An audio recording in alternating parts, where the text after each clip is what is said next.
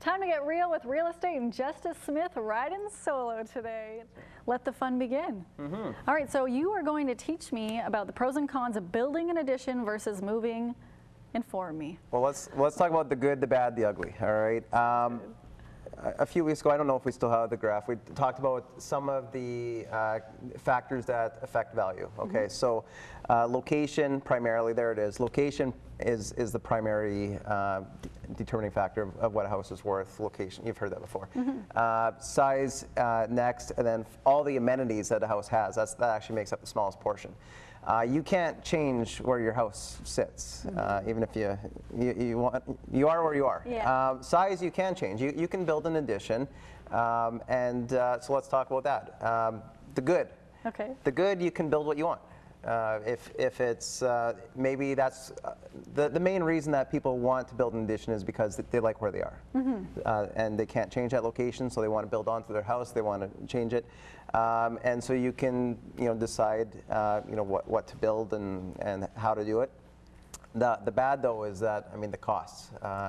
We got to talk about that. It's can be extreme in what's required to build an addition, and it's a little bit of a headache. You're living in a construction zone for that time, and not all houses are equipped to even be able to take it on. Depends on the style of the house, and you've really got to plan through this with professional engineers and contractors, because the soil base we have here, what are you going to do for a foundation? Is it going to have a full basement underneath? And the fact of the matter is you're really never going to get back out what you put into an addition. So make sure that it's something that you want, and you're going to get the value from the enjoyment of it. So if I were to add a 100-foot closet onto my house, because I would enjoy it, that's almost a good investment? Could be, if it's what you want and it's worth it to you.